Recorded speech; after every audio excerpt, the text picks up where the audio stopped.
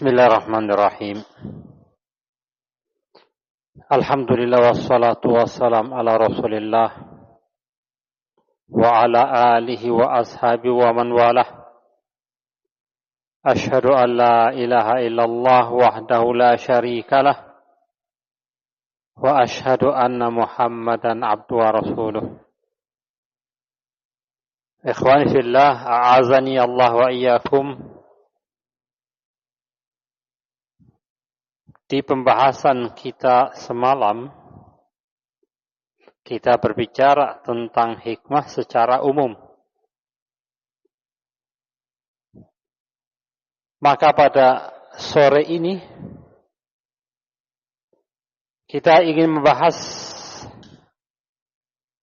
hikmah di dalam ucapan dan perbuatan. Ikhwani fillah, a'azani Allah wa iyyakum.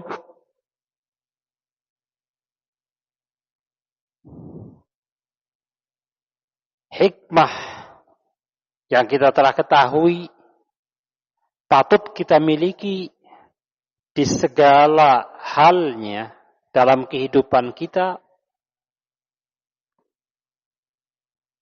termasuk di dalamnya hikmah dalam berucap dan bertindak atau berbuat.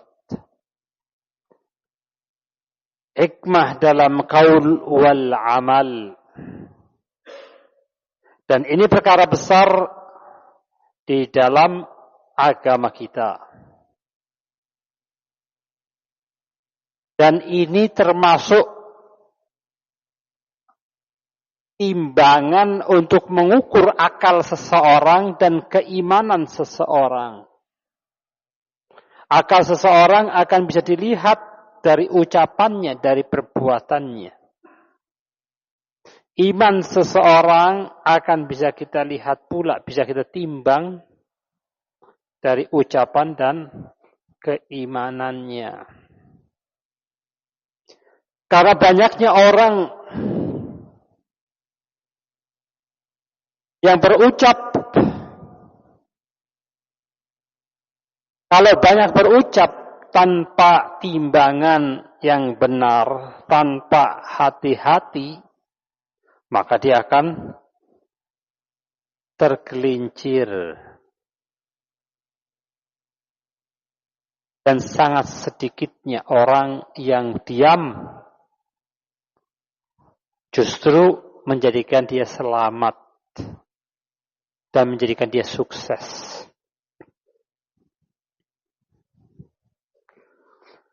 Berbicara tentang hikmah di dalam ucapan, orang Arab mengatakan salamatul insan fi hifdzil lisan. Keselamatan seseorang tergantung dari pandainya dia menjaga lisannya. Salamatul insan fi hifdzil lisan. Keselamatan seorang itu dari pandai-pandainya dia menjaga lisannya. Kalau orang pandai menjaga lisan, dia akan selamat di dunia dan di akhiratnya. Ketika seseorang tidak pandai menjaga lisannya, banyak orang tersinggung, dia tidak selamat, banyak orang yang sakit hati, dia tidak selamat, ataupun dalam masalah agama akan jadikan dia sesat. Na'udzubillah. Maka salamatul insan fi hifdzil lisan.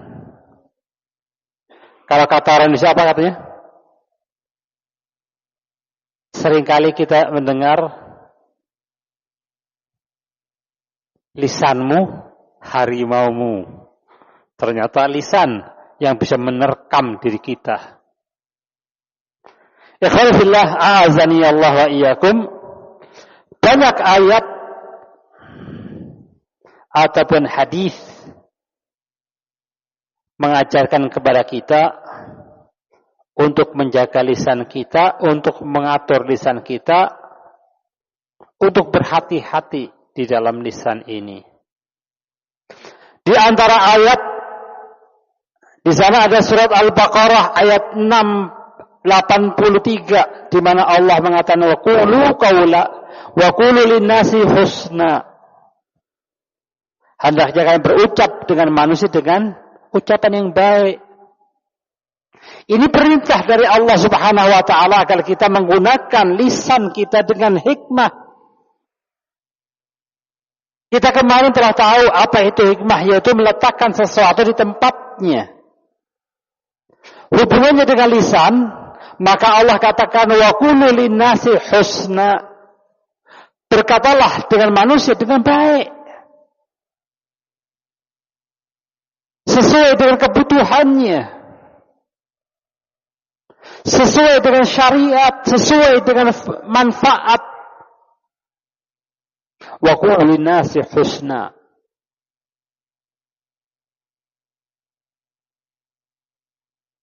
Di dalam surat Qaf ayat ke-18 Allah mengingatkan kepada kita, ma yalfid min qaulin illa ladaihi raqibun atid. Tidaklah lisan ini mengucapkan, melafadzkan satu ucapan illa ladaihi raqibun atid, ada sang pencatat. Apapun yang kita ucapkan, apapun yang kita sampaikan, apapun yang kita lafadzkan, Allah telah memberikan kepada kita sang pencatat, sehingga semua akan dicatat oleh malaikat sang pencatat ucapan-ucapan kita. Ucapan baik akan dicatat menjadi kebaikan kita. Ucapan jelek pun akan dicatat menjadi kejelekan. Waliyadzubillah. Ketika Allah Subhanahu wa ta'ala mengatakan, mengabarkan kepada kita, ma yalfid min qaulin illa ladaihi raqibun atid, menunjukkan setiap ucapan akan ada pertanggungjawaban. Maka kita berucap membutuhkan, menuntut kita untuk berhikmah, menjadikan diri kita hakim dalam berucap. Kalau kita tidak hakim, tidak ada hikmah pada diri kita dalam berucap, maka pasti kerugian, penyesalan itu yang terjadi. Maka Rasul alaihi salatu wassalam mengajarkan atau mengingatkan kepada kita, man kana yu'min billah wal yawmil akhir falyaqul khairan aw liyasmut. Barang siapa yang beriman kepada Allah dan yaumul akhir, hendaknya dia berucap kebaikan. Kalau enggak bisa, diam. Jangan sok kuasa, jangan sok pintar, jangan sok paling pandai, jangan sok paling bisa berbicara. Timbanglah. Apakah ucapan itu kebaikan atau sebaliknya?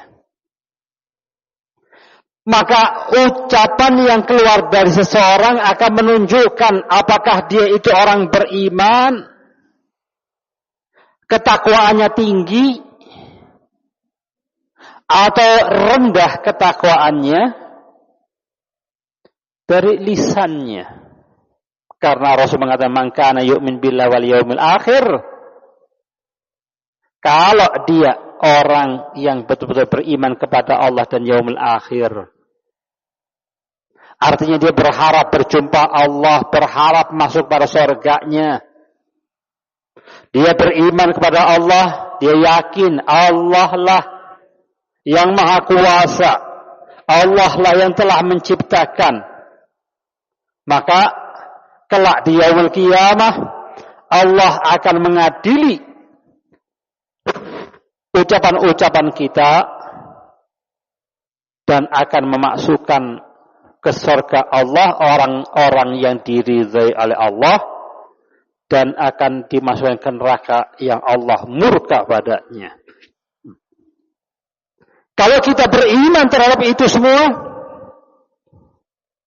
faliyakul khairan aw liyasmut. Kalau kita beriman bahwa ada surga yang Allah siapkan untuk orang-orang yang beriman, yang menjaga terus di atas keridhaan Allah, atau ada pula telah disiapkan oleh Allah neraka untuk orang-orang yang Allah murka padanya. Kalau engkau betul-betul beriman kepada Allah, falyakul khairan aw liyasmut. Maka dari apa yang kita bicarakan dalam dalil di atas, setiap kalimat ini patut ada timbangan ketika kita akan berucap.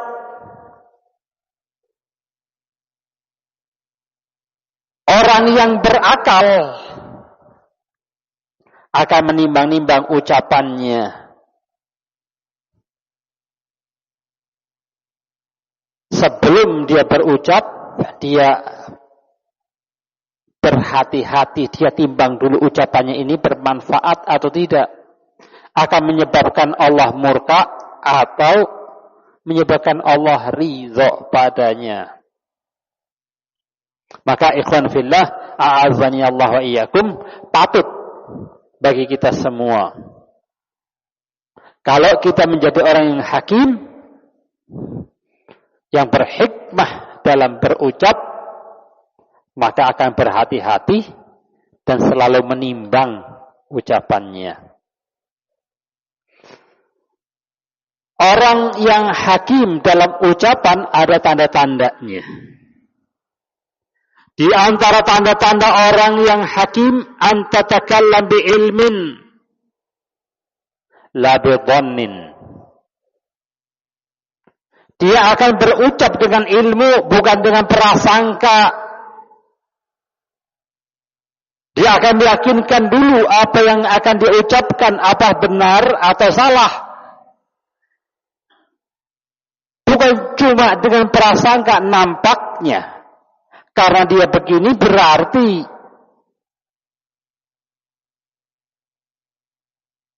orang yang hakim berucap setelah dia mengerti apa baru dia berucap.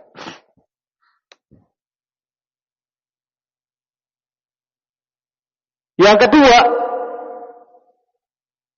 an takuna al-kalimatu shadiqah wa nafi'ah. Orang yang hakim itu akan berucap dengan kalimat yang betul-betul, artinya dengan kebenaran ucapannya itu kalimat kebenaran dan bermanfaat, ditimbang. Yang saya ucapkan ini benar enggak ya? Keberadaannya kalimat yang sesungguhnya apa tidak?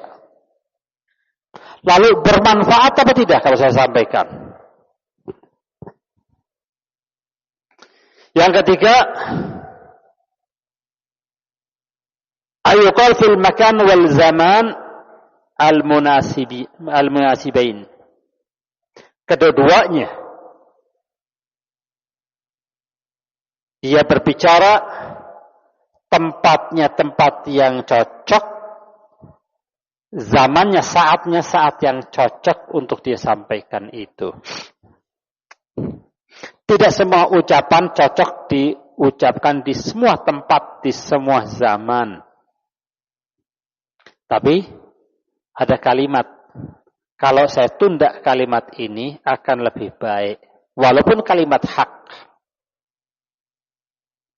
Kalimat ini kalau saya sampaikan di tempat tertentu tidak cocok, maka dia tahan.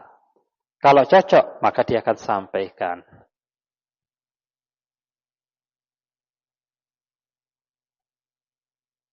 Yang keempat, ia akan mengucapkan kalimat itu bilutfin, dengan lemah lembut, wala tusabib nizaan, yang tidak akan menimbulkan niza', pertentangan, keributan. Orang-orang yang hakim tidak suka pertentangan, tidak suka keributan, tidak suka memancing, jadikan gegeran. Justru sebaliknya, dia ingin meredam kegegeran agar tenang. Lah, karena dia sukanya ketenangan, dia akan berucap bukan yang memancing keributan, tetapi justru sebaliknya. Bagaimana saya berucap bisa menenteramkan orang lain?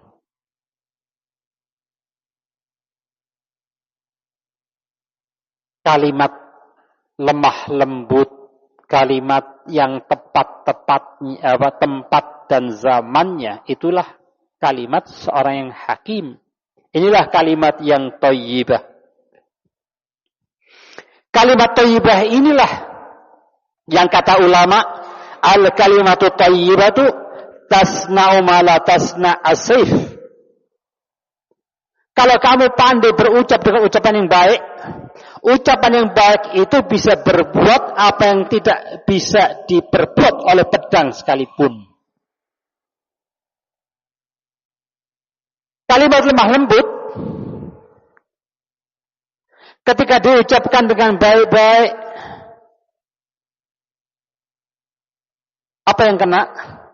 Hati bisa tertaklukkan. Sementara pedang, yang tertaklukkan adalah badannya. Takut dikasih tunjukan pedang, takut. Tapi yang takut badannya, hatinya belum tentu. Tapi kalau hati telah tunduk tanpa pedang, dengan kedamaian, orang betul-betul akan tunduk setunduk-tunduknya. Kapan hati itu akan takluk?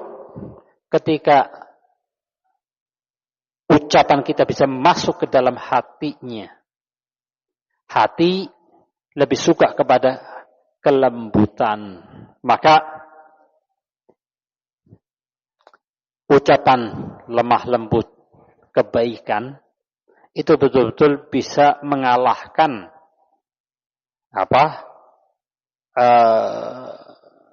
pedang yang seperti itu.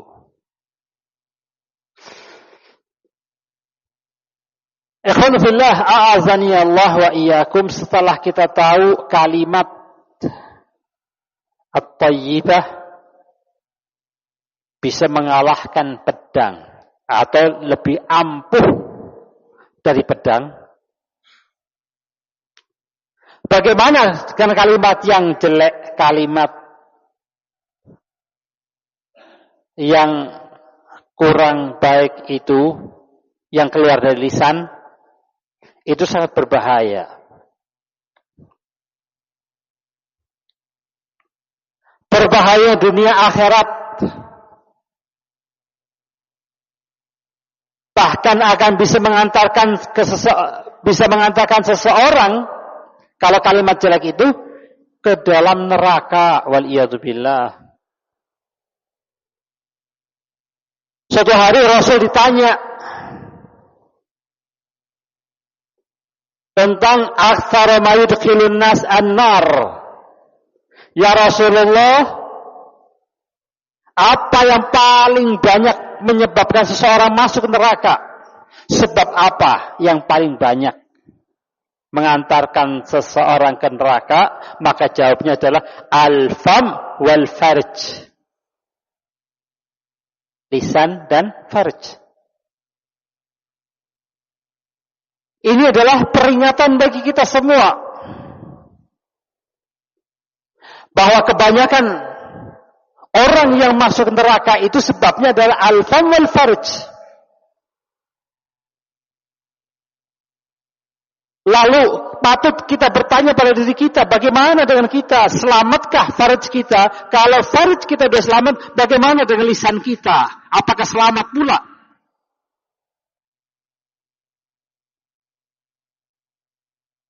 Mungkin kita yang ngaji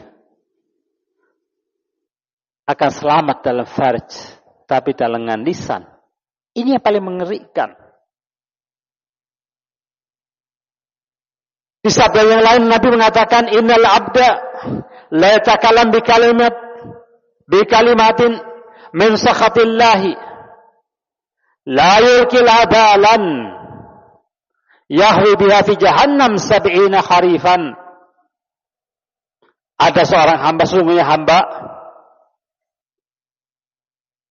dia berucap dengan satu ucapan. Akan tetapi ucapan yang satu itu dia ucapkan, itu termasuk ucapan yang Allah benci. Menjadikan Allah benci, murka. Sementara, layul kilahadalan tidak tergambar di benak dia, tidak dia sangka ucapan itu adalah ucapan yang menimbulkan Allah murka. Dia anggap ucapan itu adalah ucapan ringan. Dia anggap ucapan itu adalah ucapan enteng. Bahkan ada yang menganggap itu ucapan yang membela agama Allah. Atau membela kehormatan dirinya.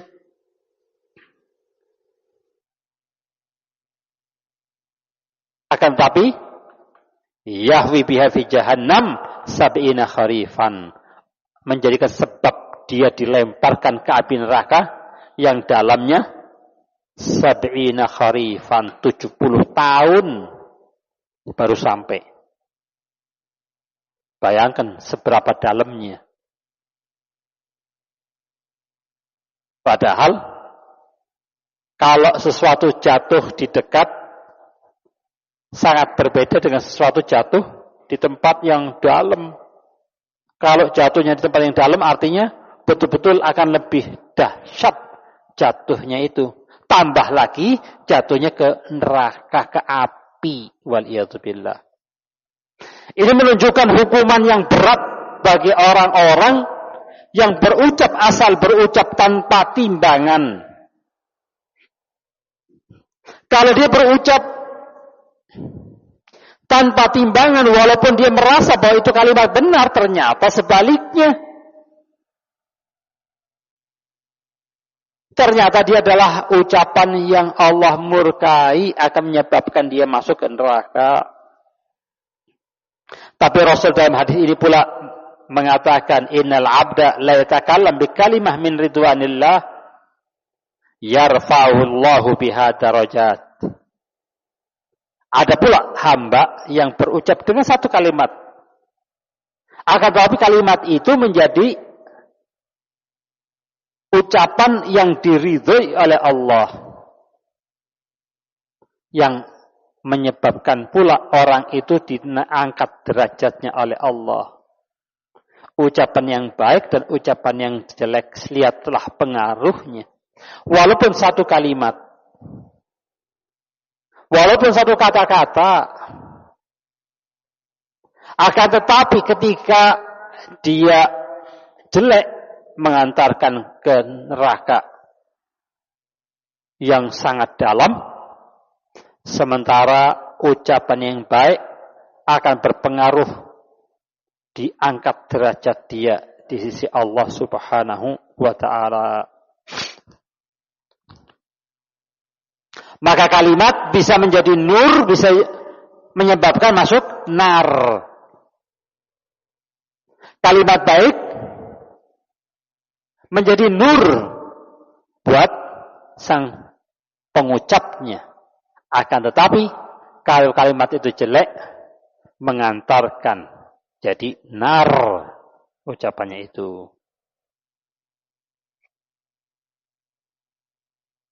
Besarnya nilai lisan, tempat yang mengeluarkan kata-kata, maka anggota badan ini setiap pagi akan mengeluh kepada lisan.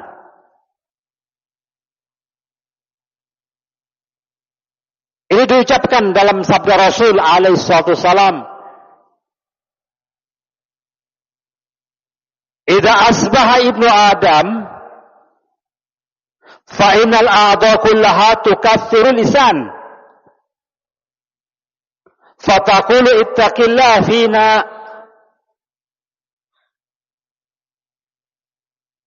Kata Rasul, ketika pagi hari tiba,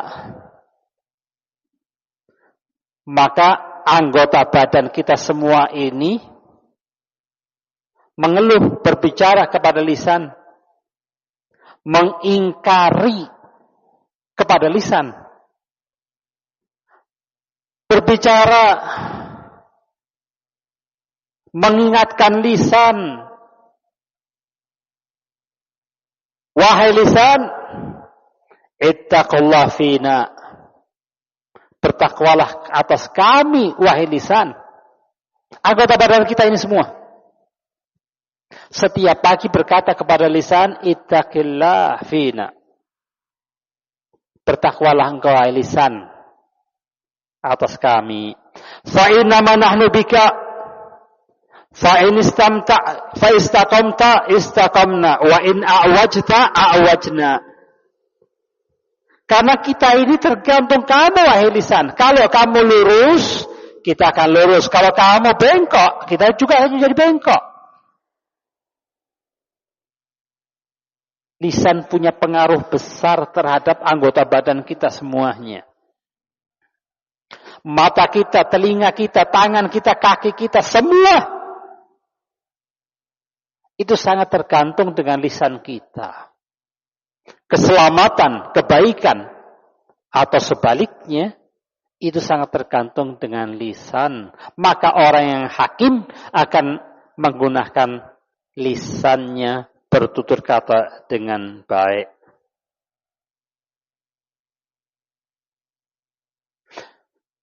Begitu pengaruh besarnya lisan, maka para sahabat mengatakan rubba kalimatin salabat ni'mah. Bisa jadi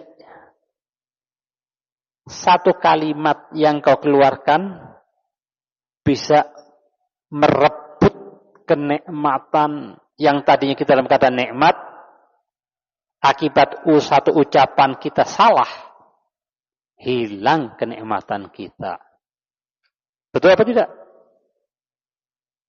Pernah merasakan tidak?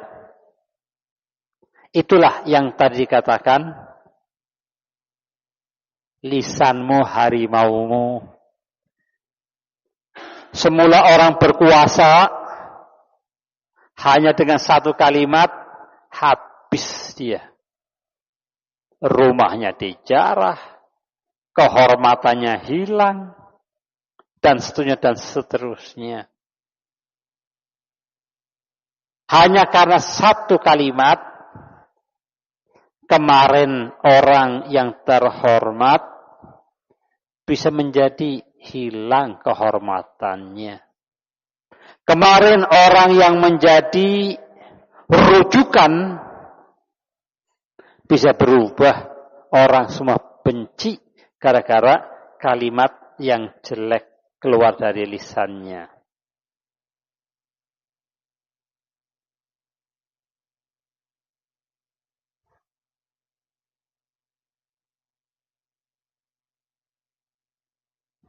Qala Fudail bin Iyad, kalimat takhruju min qalbi taqa'u fil qalb wa kalimat takhruju min lisan la tatajawaz al-azan. Kalimat yang keluar dari kalbu maka bisa masuk ke dalam kalbu seseorang. Tapi kalau kalimat cuma sekedar dari lisan, maka ya tidak lewat cuma dari telinga saja. Terdengar tapi tidak masuk ke dalam kalbu. Ikhwan fillah, a'azani Allah wa iyyakum. Maka pentingnya kita menjaga lisan kita. Pentingnya kita hikmah dalam menggunakan lisan kita. Sekarang masalah yang kedua yaitu masalah hikmah dalam beramal.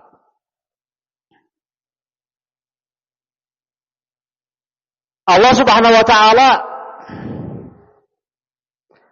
dalam surat Taubah mengatakan wa qul i'malu fasayarallahu amalakum. Katakanlah, berbuatlah kalian, maka Allah akan melihat apa yang kalian perbuat itu. Apapun yang kita perbuat akan dilihat oleh Allah. Kebaikan yang kita lakukan akan dilihat oleh Allah. Kejelekan yang kita lakukan juga akan dilihat oleh Allah. Kebaikan, amalan seseorang akan dibalas oleh Allah dengan kebaikan. Kejelekan akan dibalas dengan kejelekan. Maka hendaknya kita beramal dengan amal kebaikan. Orang yang hakim akan beramal dengan amal kebaikan. Allah Subhanahu wa taala dalam firman yang lainnya mengatakan, "Man 'amila shalihan min dzakarin aw unsa wa huwa mu'min, falanuhyiyannahu hayatan thayyibah wa lanajziyannahum ajrahum bi ahsani ma kanu ya'malun." Kalau seseorang itu beramal dengan amal kebajikan, amal soleh,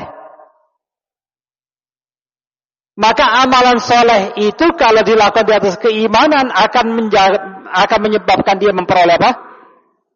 Kehidupan yang baik.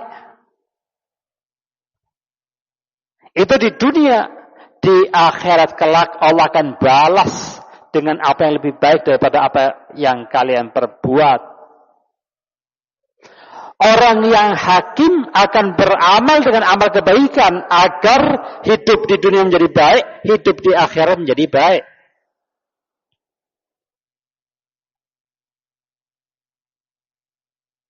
Allah mengatakan, "Man 'amila shalihan falinafsih." Barang siapa beramal soleh, maka amal soleh itu kembalinya kepada dirimu. Maka orang yang hakim beramal penuh hikmah, dia akan beramal dengan amal soleh, amal kebaikan, karena dia sadar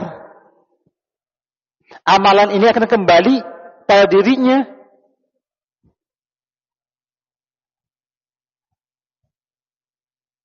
Maka ikhwan fillah, a'azani Allah wa iyyakum, patut kita pahami ciri-ciri dari amalan yang dilandasi dengan hikmah oleh pelakunya. Ciri-cirinya orang hikmah dalam berbuat, dalam beramal. Yang pertama adalah ayyakunal amalu ala ilmin wala ala jahlin. Kalau dia beramal, amal itu dilakukan di atas ilmu. Tidak asal-asalan. Apalagi di atas kejahilan. Anda bayangkan, orang yang berbuat sesuatu tanpa ilmu, apa jadinya? Mau bangun masjid, walaupun ada uang, tapi tanpa ilmu, dia bangun sendiri. Saya mau bangun dengan tangan saya sendiri. Tapi nggak punya ilmu. Dibangun lantai 2. Apa jadinya? Ambruk. Yang di dalam mati semua. Na'udzubillah.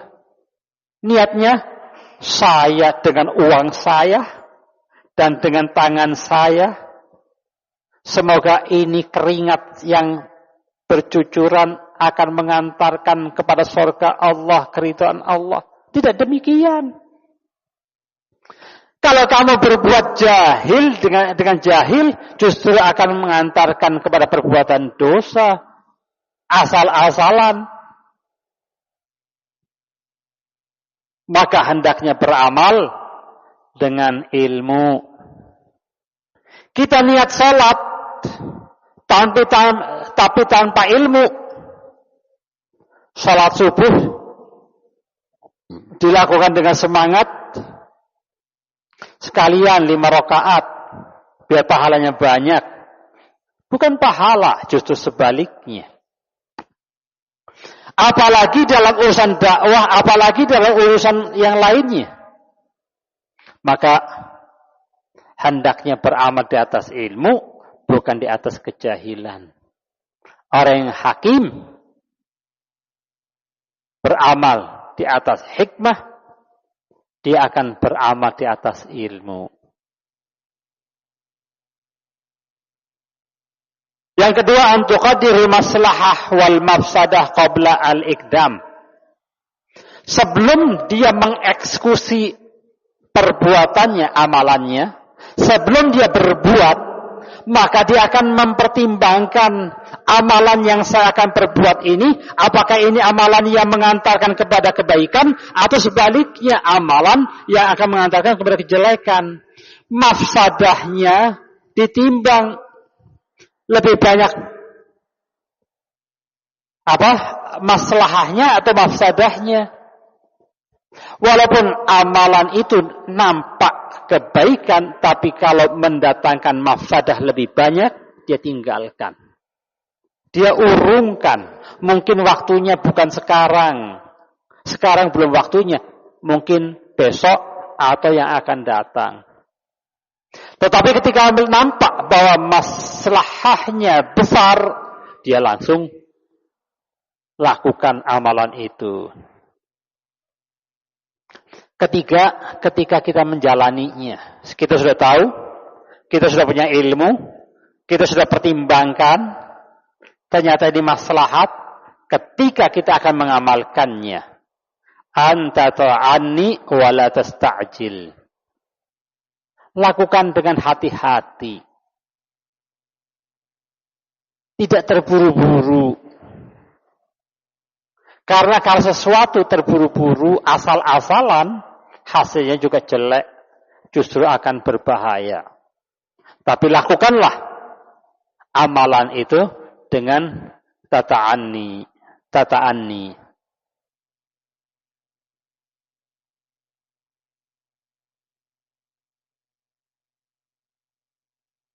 Yang keempat, kita gabungkan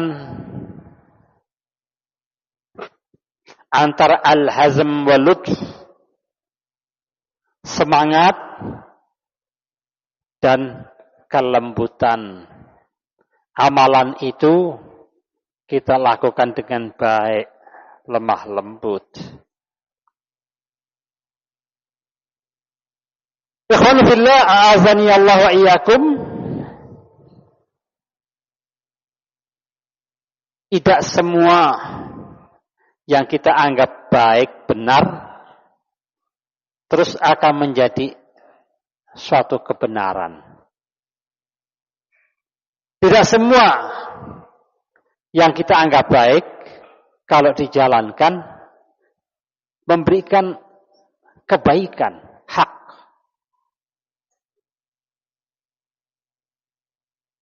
Disitulah letak hikmah kita ketika kita akan melakukan sesuatu.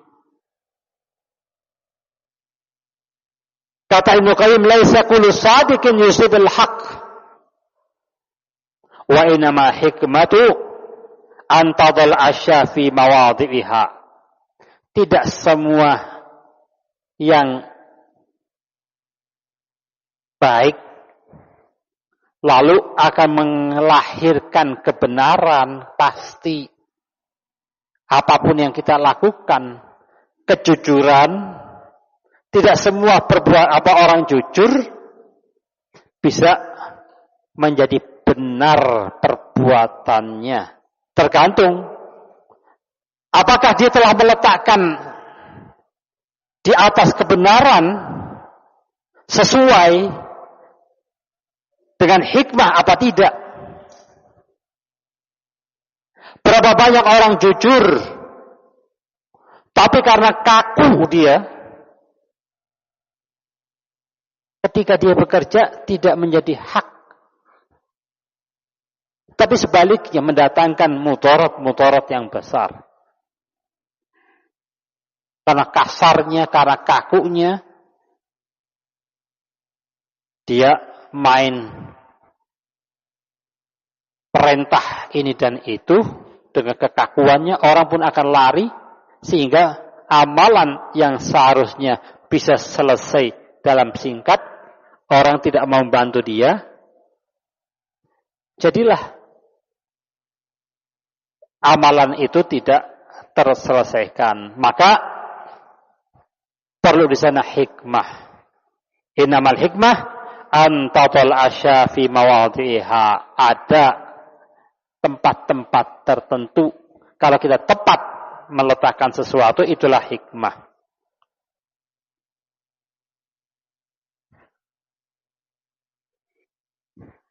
Contoh hikmah dalam amalan,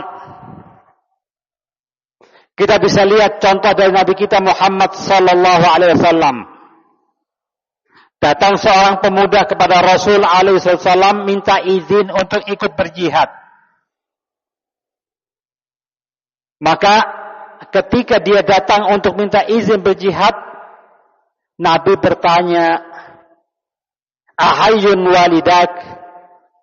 Apakah kedua orang tuamu masih hidup? Qala na'am. Maka Rasul menasihati, fafihima fajahid. Kamu berjihadlah kepada kedua orang tuamu itu. Jihad amalan hak. Tetapi tidak semua orang ada prioritas terhadap si pemuda ini, lebih prioritas kalau dia ngurusin kedua orang tuanya daripada pergi jihad. Maka Rasul alaihissalam ketika melihat anak pemuda ini masih dibutuhkan oleh kedua orang tuanya, Rasul menasehati pada anak muda ini agar mengurusi kedua orang tuanya. Fafihima fajahid. Kepada kedua orang tuamu itu kamu sepatutnya untuk berjihad. Ini hikmah. Tidak asal orang datang, oh mau jihad, ya berangkat besok. Bahkan orang yang tidak mau jihad karena ada halangan tertentu, kita kata-katain, tidak demikian. Lihatlah hikmah Rasul. Hakim. Tidak asal berkata, tidak asal berucap, tapi ditimbang mana maslahat yang lebih baik.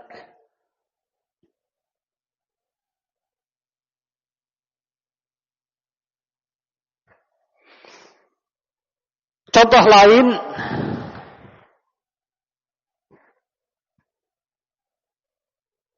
ketika Fathul Makkah.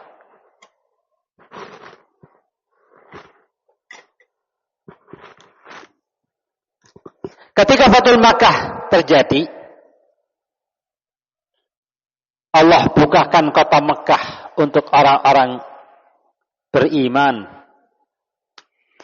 Yang semula orang beriman akan masuk dipersulit, dihalang-halangi. Maka di tahun itu Allah mudahkan umat Islam bisa masuk Mekah tanpa peperangan. Allah mudahkan. Maka ketika itu yang Rasul alaihissalam katakan dengan penuh ketawadhuan, bukan dengan kesombongan. Bukankah Rasul keluar dari Mekah dalam keadaan teraniaya? Tapi ketika masuk Mekah bukan dengan sombong, nih saya berhasil, saya berkuasa, kamu tak sikatin semua. Tidak demikian. Tapi Rasul dengan tawadhu. Walaupun dia menjadi pemimpin, walaupun dia menjadi penguasa ketika itu, bisa menaklukkan kota Mekah dari orang-orang kafir Quraisy. Tapi Rasul masuk dengan tawadhu, menundukkan kepalanya. Tidak menyombongkan diri. Maka ketika itu Rasul berkata, "Man dakhala dar Abi Sufyan fahuwa amin." Abu Sufyan ketika itu baru saja masuk Islam. Belum lama Abu Sufyan masuk Islam. Sebelumnya menjadi musuh. Menjadi jenderal tentara yang memerangi muslimin. Ini baru masuk. Diangkat derajatnya oleh Rasul alaihi salam, man dakhala dar Abi Sufyan fahuwa amin. Siapa yang masuk rumah Abu Sufyan maka dia aman. Abu Sufyan dia pemimpin kaum. Ketika diangkat derajatnya oleh Rasul, maka dia merasa mantap, lebih mantap lagi keimanannya. Tidak direndahkan, tidak mengatakan kamu ini orang belakang. Tapi tahu ini kedudukannya, ini orang yang mulia. Maka dimuliakan oleh Rasul alaihi wasallam, man dakhala dar Abi Sufyan fahuwa amin. Ketika orang-orang kafir Quraisy dalam keadaan ketakutan, merasa ini Mekah telah habis kekuasaan Quraisy, maka dikatakan oleh Rasul, man dakhala dar Abi Sufyan fahuwa amin. Yang mau aman masuk rumahnya Abu Sufyan. Ucapan ini adalah ucapan jaminan. Jaminan keamanan. Ini menunjukkan hikmah dari ucapan Rasul, dari perbuatan Rasul alaihi salatu wassalam. Disitulah Rasul memberikan pengampunan dan juga berlemah lembut. Padahal dalam kondisi dia sedang berkuasa. Biasanya orang lemah lembut itu kapan? Ketika dia tidak berkuasa. Lemah lembut sekali. Kenapa? Ya takut, bukan lemah lembut itu namanya. Orang menunjukkan lemah lembutnya ketika dia dalam keadaan kalah. Tapi yang ditunjukkan oleh Rasul ketika itu, dia berlemah lembut dalam keadaan beliau kuat. Menang. Terhadap lawan yang kalah, dia berlemah lembut. Karena sudah kalah. Ingin diambil hatinya agar mau masuk Islam.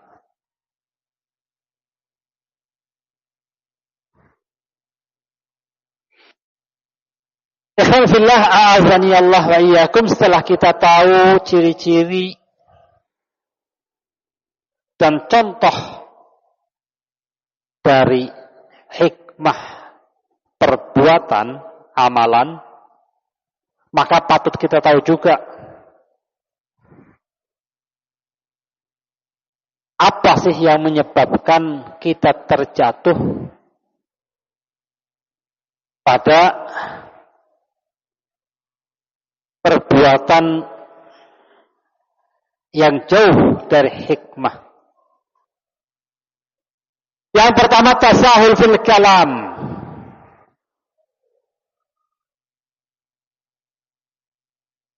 Bermudah-mudahan dalam ucapan.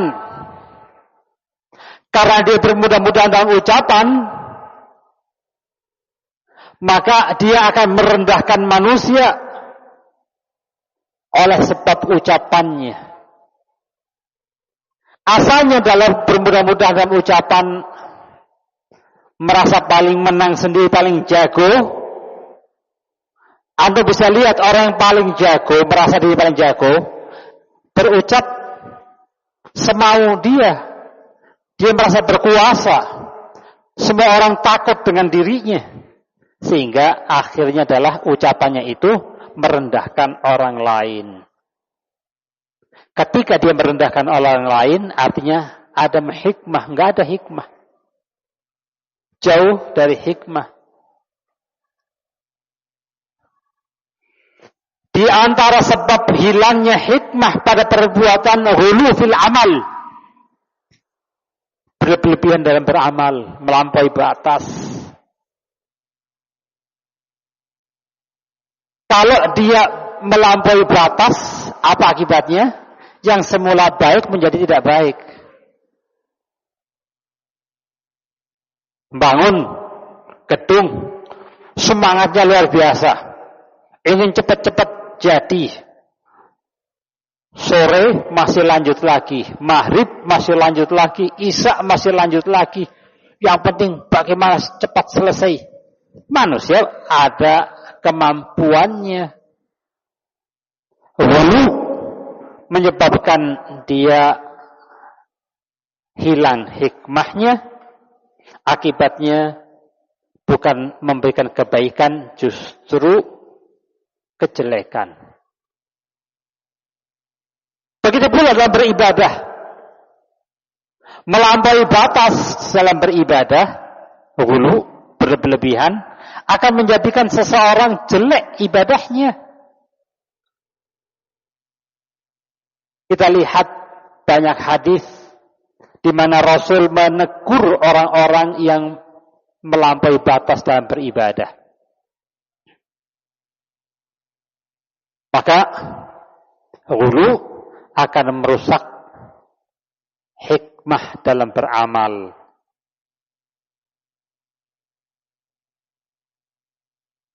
Yang ketiga, perusak dari hikmah atau yang menyebabkan seorang adam hikmah, tata'ajjal fil hukum qabla an tadhahabbit.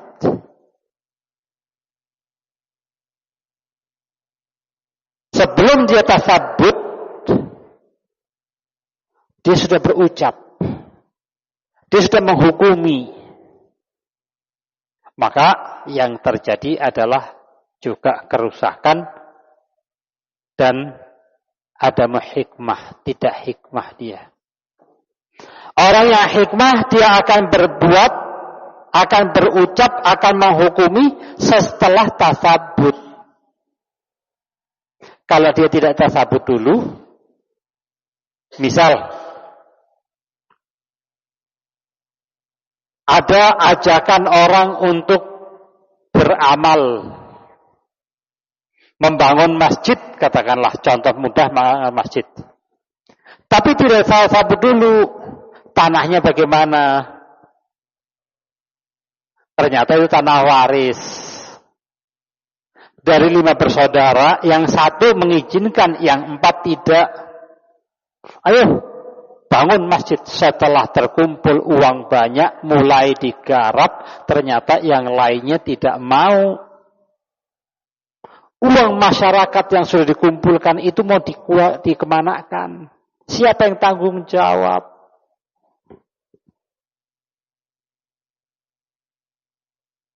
Ada tasabut menunjukkan dia adamu hikmah.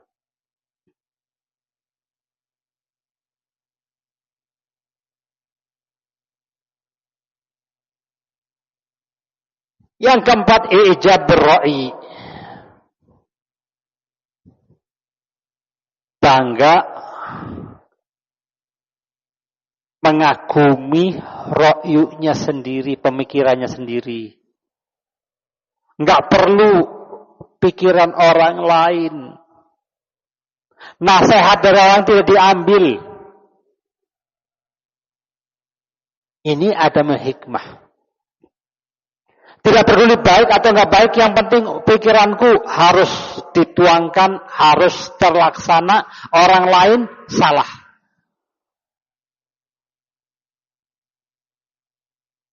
Maka ini termasuk perusak atau penyebab adamu hikmah.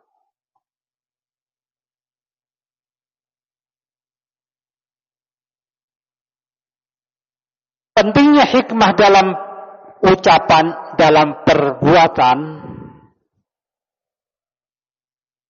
karena akan mengantarkan kita kepada kebaikan-kebaikan. Dan hikmah dalam qaul dan amal itu punya asar yang kuat sekali. Kalau itu kalimat, ucapan kita di atas hikmah, kalimat itu akan diterima makbul indal qulub. Kalau kita berucap dengan hikmah, maka ucapan kita itu akan masuk dalam qalbu dan diterima oleh orang yang diajak bicara oleh kita.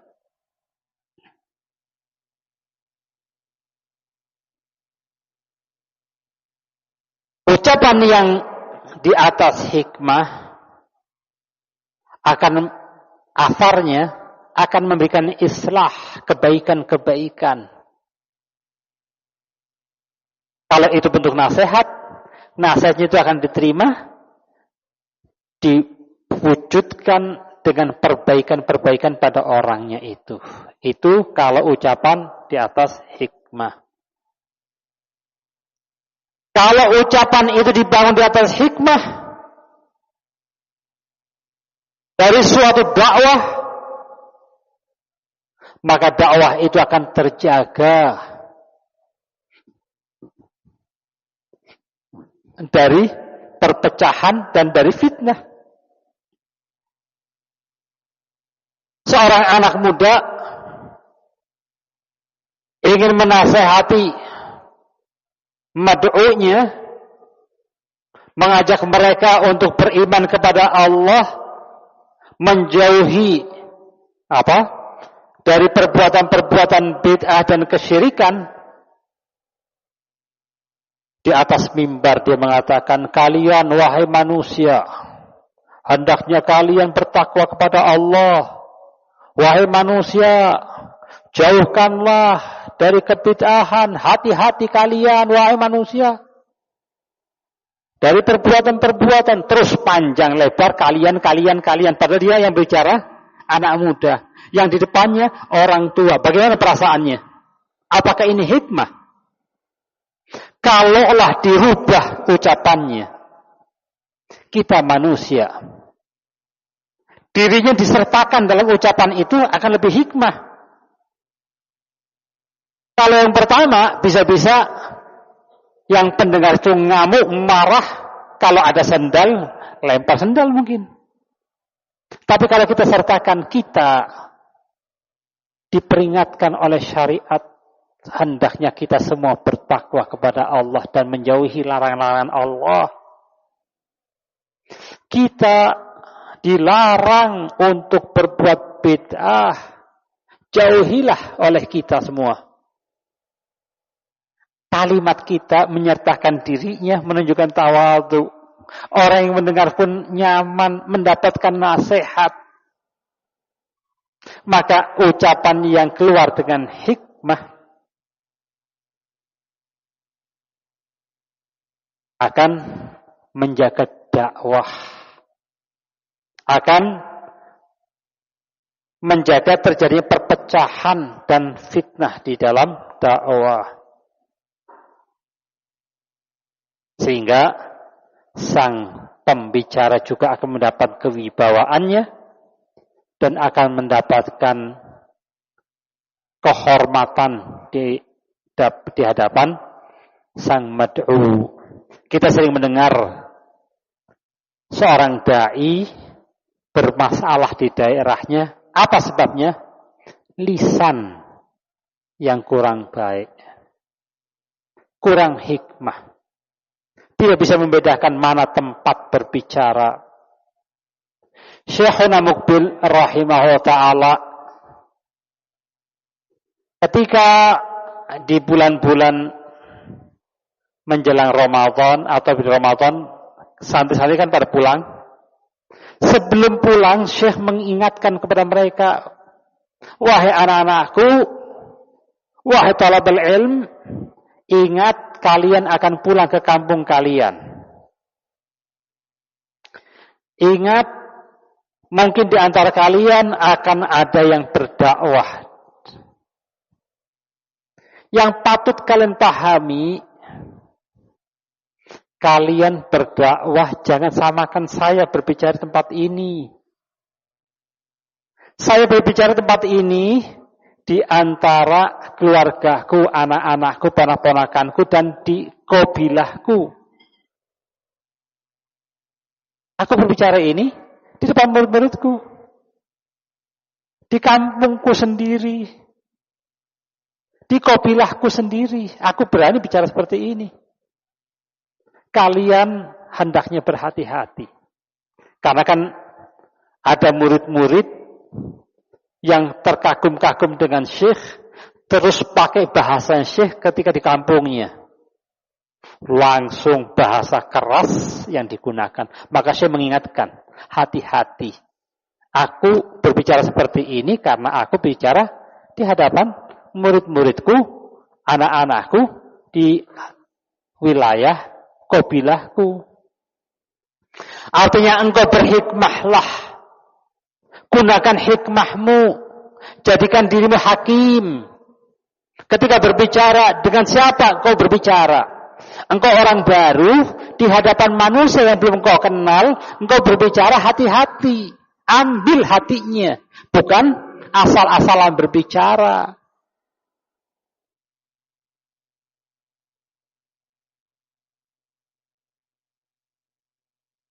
Ikhwan fillah, a'azani Allah wa iyyakum, maka seseorang yang hakim akan memilih kata-katanya. Akan punya tujuan yang baik, bukan asal berbicara. Imam Syafi'i rahimahullah ta'ala ketika beliau berdialog dengan orang lain,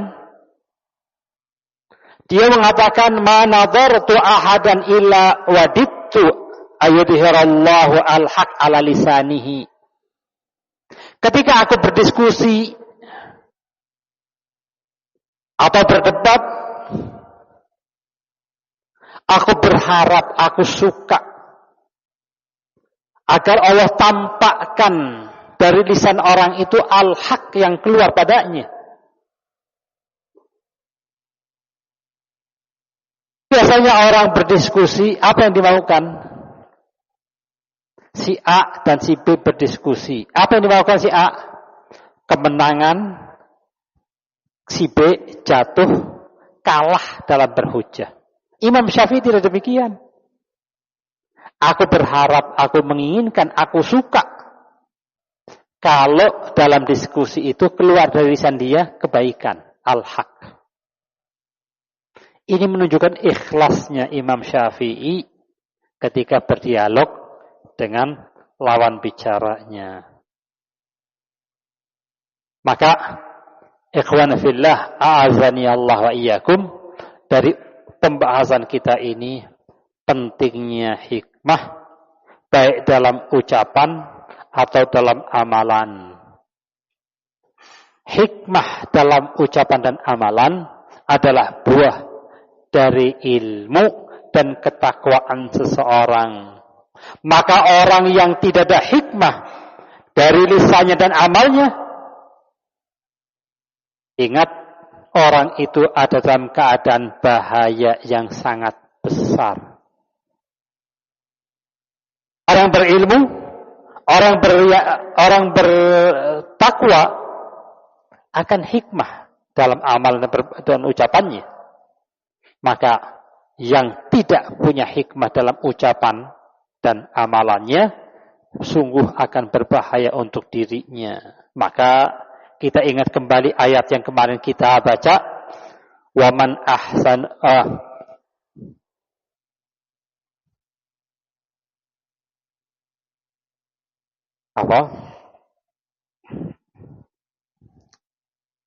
wa qul lin-nasi husna. Nah.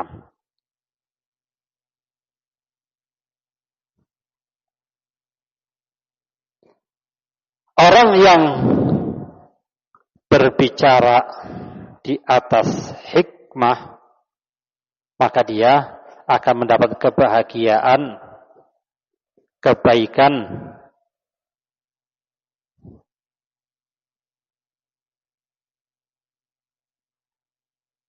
dan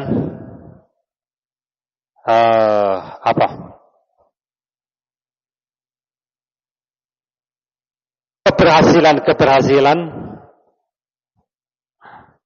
dari apa yang dia upayakan.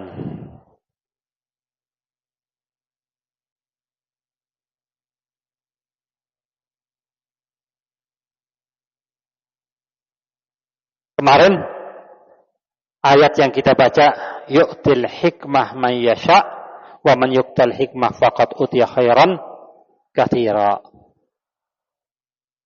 Allah berikan hikmah pada siapa-siapa yang Allah kehendaki, wa man yu'tal hikmah faqad utiya khairan katsira. Dan siapa yang diberi oleh Allah al-hikmah, maka dia telah diberi sesuatu yang baik sekali. Inilah hikmah dalam ucapan dan perbuatan. Semoga bermanfaat bagi kita. Setelah ini Allah memberikan kepada kita hikmah dalam ucapan dan perbuatan. Subhanakallahumma wa bihamdika asyhadu an la ilaha illa anta astaghfiruka wa atubu ilaik. Wa sallallahu ala nabiyina Muhammadin wa ala alihi wa sahbihi wasallam. Alhamdulillahil alamin.